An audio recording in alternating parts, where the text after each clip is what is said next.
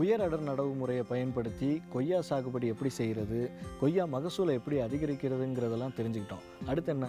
இந்த கொய்யா சாகுபடி முறைக்கு கிடைக்கக்கூடிய மானியங்கள், கடன் உதவிகள் பற்றி தெரிஞ்சுக்கலாம்.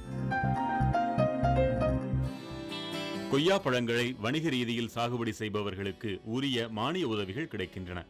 புதிய கொய்யா ரக நாற்றுகளை வாங்குவதில் தொடங்கி விற்பனை வரை பல வகைகளிலும் மானிய உதவியும் கடன் உதவியும் பெற முடியும்.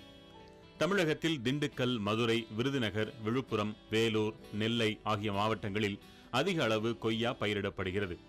கொய்யா நாற்றுகளை கிருஷ்ணகிரி, பெரியகுளம், கோவை, சேலம், ஸ்ரீவில்லிபுத்தூர் என தமிழகத்தின் பல பகுதிகளில் உள்ள அரசு பழப்பண்ணைகளில் பெற முடியும்.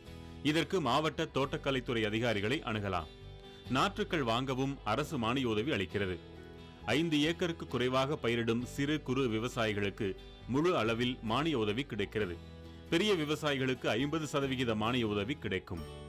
தமிழகத்தைச் சேர்ந்த ரகமான TRY-G1, பாப்பட்லா, அமுல்யா கிரண், மிர்துலா என பல ரக கொய்யாக்கள் பயிரிடப்படுகின்றன. இருப்பினும் அதிக எடை கொண்டதாகவும் கொட்டைகள் குறைவாகவும் கொண்ட உத்தரப்பிரதேச மாநிலத்தைச் சேர்ந்த ரகமான லக்னோ, பனாரஸ் ஆகிய ரகங்கள் தற்போது அதிக அளவில் சாகுபடி செய்யப்படுகின்றன. வெண்ணெய் போன்று சாப்பிடுவதற்கு ருசி கொண்ட இந்த ரக கொய்யாக்களுக்கு தமிழகம் மட்டுமின்றி அண்டை மாநிலங்களிலும் அதிக அளவு வரவேற்பு காணப்படுகிறது. இதனால் விற்பனை வாய்ப்பும் அதிகம். கொய்யா தோட்டங்களுக்கு சொட்டு நீர் பாசனம் அமைக்கவும் மானிய உதவி கிடைக்கிறது. 5 ஏக்கர் வரை 100% மானியமும், 5 ஏக்கருக்கு கூடுதலாக சொட்டு நீர் பாசன அமைப்பை ஏற்படுத்த 75% மானிய உதவியும் பெற முடியும். நாற்றுக்கள் வளரும் காலங்களில் நிலப்போர்வை அமைக்கவும், நாற்றுக்கள் உற்பத்தி செய்வதற்கான பசுமை குடில் அமைக்கவும் 50% மானிய உதவியை தோட்டக்கலைத்துறை வழங்குகிறது. இது மட்டுமின்றி கொய்யா மரங்கள் வளர்ந்து பலன் கொடுக்கும் வரை சாகுபடி செலவுக்கு வங்கிகளில் கடன் உதவியும் பெற முடியும். பெரிய அளவில் கொய்யா விவசாயம் செய்வோர் திட்டச் செலவில் பாதி அளவு தொகையை கடனுதவியாக பெற முடியும். சிறு குறு விவசாயிகளுக்கு விவசாய கடன் என்ற அளவில் சாகுபடி செய்வதற்காக கடனுதவி கிடைக்கும். விற்பனையை பொறுத்தவரை பழனி, ஆயக்குடி, மதுரை உட்பட தமிழகம் முழுவதும் சிறு சிறு சந்தைகள் உள்ளன. பெங்களூரு, சென்னை, கோயம்பேடு ஆகிய சந்தைகளிலும் விற்பனை செய்ய முடியும். மத்திய கிழக்கு நாடுகளில் கொய்யா பழங்களுக்கு வரவேற்பு இருப்பதால் ஏற்றுமதி செய்யவும் வாய்ப்பிருக்கிறது.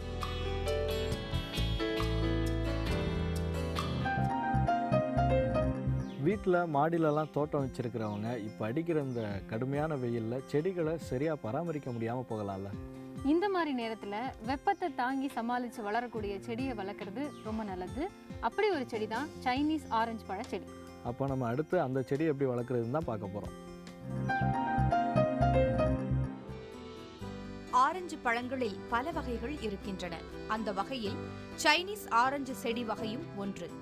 அதிக வெப்பம் நிறைந்த இடத்தில் வளரும் என்பதால் சென்னை போன்ற வெப்பம் மிகுந்த இடங்களிலும் நன்கு வளரும்.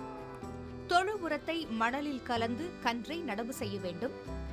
எலுமிச்சை இலைகளைப் போலவே சைனீஸ் ஆரஞ்சு இலைகள் அடர்த்தியாக வளர ஆரம்பிக்கும். சைனீஸ் ஆரஞ்சு செடிகள் வெப்பத்தில் வளரும் என்றாலும் தினமும் தண்ணீர் தேவைப்படும். நடவு செய்து 3 மாதங்களில் பூக்கத் தொடங்கும்.